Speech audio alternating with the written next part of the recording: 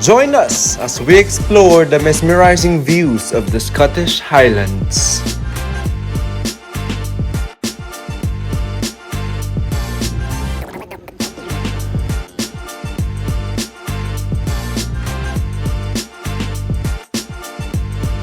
If you want to see more of these panoramic sceneries, then keep on watching. Just the two of us.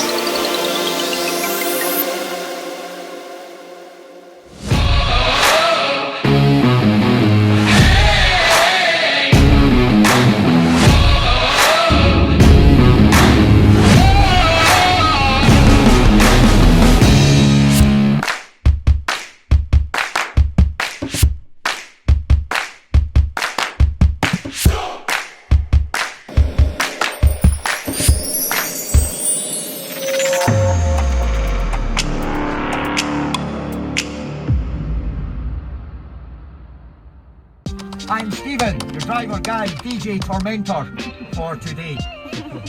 Now, first things first, masks need to be worn at all times. I know they're changing the rules everywhere. Here in Scotland, they're still a legal requirement. From Edinburgh city centre, we travelled with our most energetic tour guide and driver, Steve. The tour began with a glimpse of the Edinburgh Castle, which would interest Potterheads, as it is believed to be one of the inspirations of Hogwarts School of Witchcraft and Wizardry on J.K. Rowling's best-selling fantasy novel, Harry Potter.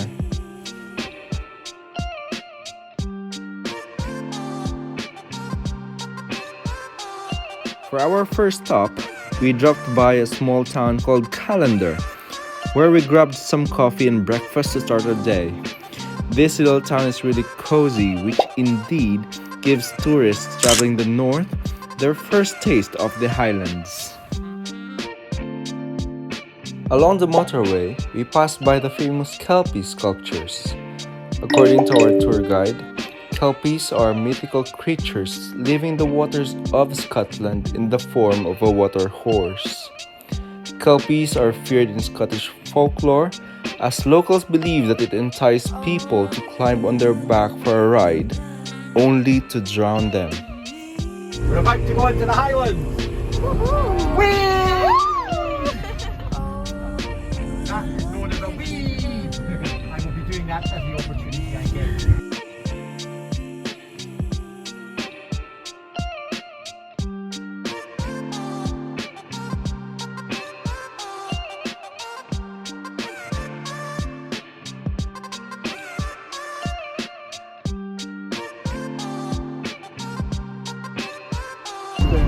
Harry Potter fans! I know it that way.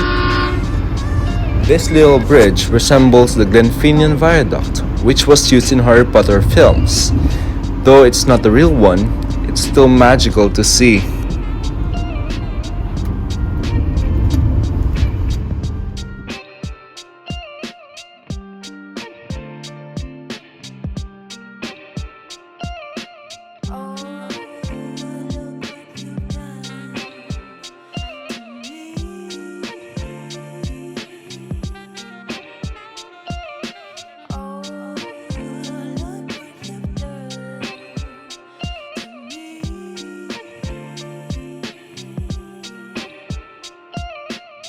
One of the highlights of this tour is Glencoe.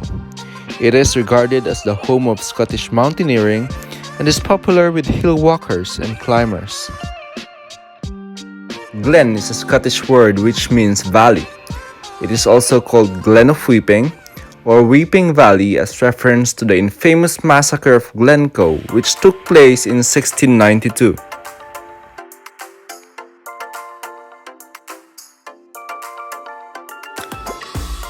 While in Glencoe, we also spotted the location of Hagrid's hut from the third film in the series of Harry Potter and the Prisoner of Azkaban. Steve said that we are lucky to see the highest peak in Scotland and United Kingdom, the Ben Nevis. It is usually seen once every 10 days as most of the time it is covered by clouds.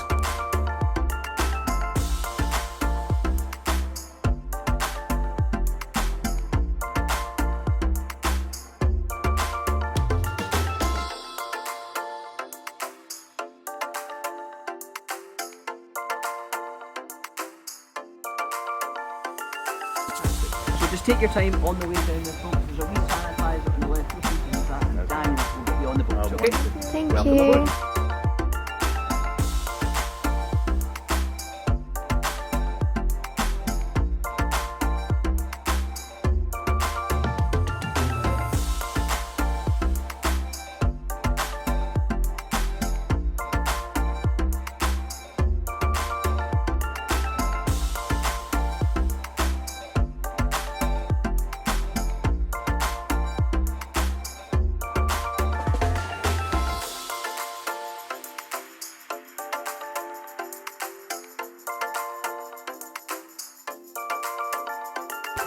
Of Loch Ness. And what a glorious day for it too. You picked a nice wee break in the weather, look up into the sky. Blue skies just surrounding us. It's like we're in the eye of the storm. So, first of all, we're going to go with the wind. So upstairs is going to be the best place to be, or standing downstairs on the bow. On the way back, we turn back into the wind, so it will be a little bit chilly. However, there's not much wind out there, so you might be able to bear it. If you do get cold, they just turn the lights on. That's how they found them. In Loch Ness, because it's so dark and murky, 7 metres down, welcome to the twilight zone. That's where you lose sunlight. 22 metres down, welcome to the midnight zone. Go down there with a light to see, as I look at Loch Ness is a freshwater loch in the Scottish Highlands, extending approximately 37 kilometers in the southwest of Inverness. The Scottish word loch means lake, bay, or arm of the sea. Loch Ness is also famous to be home for another mythical creature of Scotland, the Loch Ness Monster, or as they call, Nessie. Nessie is often described as a large, long neck with one or more humps protruding from the water.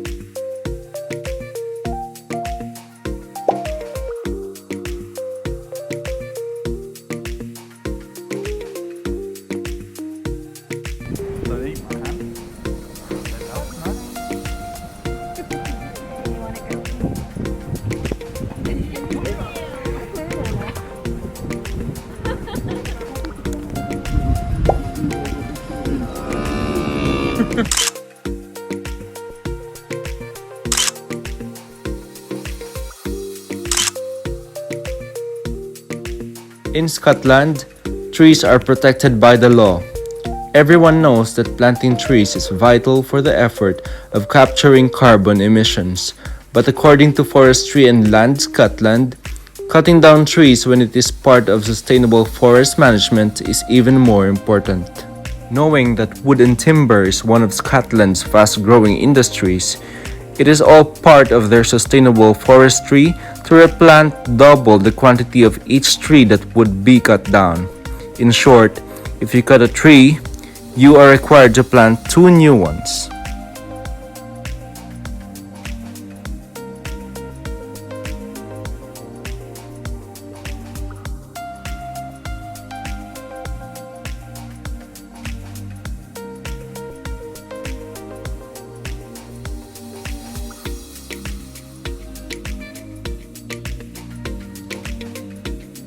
The Commando Memorial.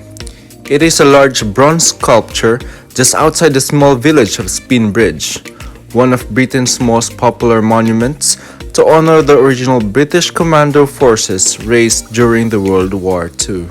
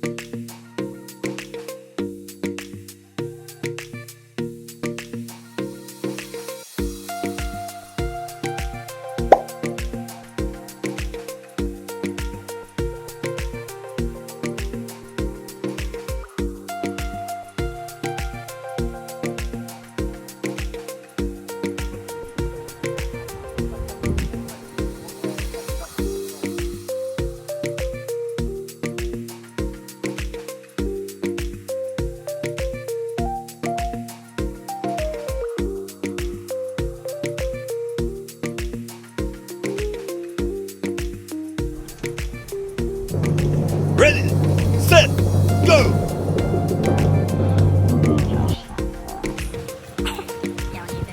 Go for it. Good job.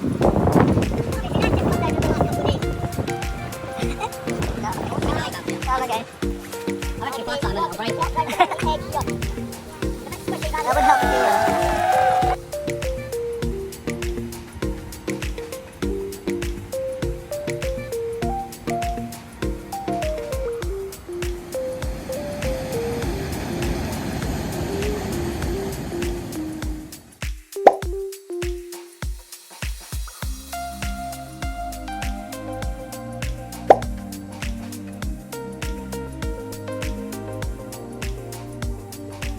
And finally, for our exciting last stop, we were able to try their whiskey ice cream.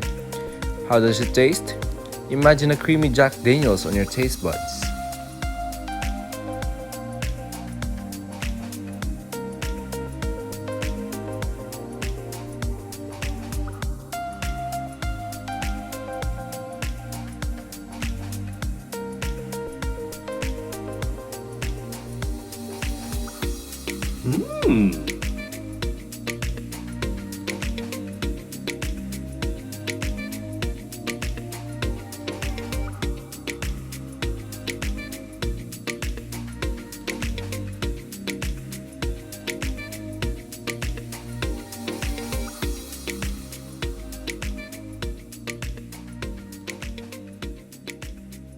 Uh-oh!